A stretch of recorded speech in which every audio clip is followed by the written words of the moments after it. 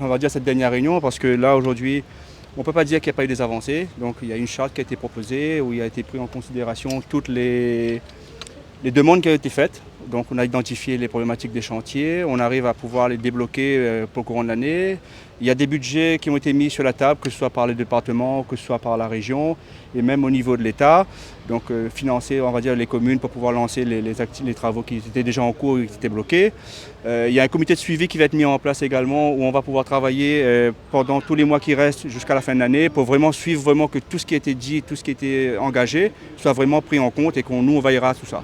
Donc aujourd'hui, satisfait, oui, on va dire que ça va permettre aux entreprises de pouvoir avoir un petit bol d'air. Mais je rajouterais quand même malgré tout, c'est que je trouve quand même, je suis attristé quand même de dire qu'il fallait que le BTP fasse un mouvement pour qu'on arrive à là où que toutes les politiques, tous les acteurs économiques se mettent au travail.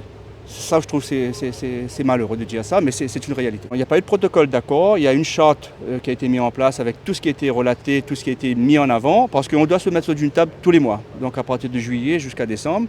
Il y a encore des améliorations qui vont être mises dans cette charte, il y aura des modifications qui vont être apportées, parce que nous aussi, on a aussi une décision, enfin un sujet important qu'on doit mettre sur la table, c'est l'application de la convention collective pure et simple dans les appels d'offres ou dans les attributions de chantier. Ça, il faut absolument qu'on y tienne. Donc ça va nous permettre de travailler pendant les mois qui viennent. Mais aux finalités de tout cela, d'ici décembre, s'il y a lieu de mettre un accord, on mettra un accord. Mais là, il est on va dire, un peu précoce de se dire qu'il y a un accord. Mais en tout cas, aujourd'hui, moi, je souligne l'engagement du préfet d'avoir mis tout le monde autour d'une table. Mais je reste quand même un petit peu déçu du fait qu'il fallait qu'on fasse un mouvement pour se faire entendre et que les politiques se mettent au travail. C'est ça que je trouve c'est dommage. Et le préavis de grève, il est levé ou pas? Le préavis de grève, il est levé. Donc il n'y aura pas de grève à la semaine prochaine.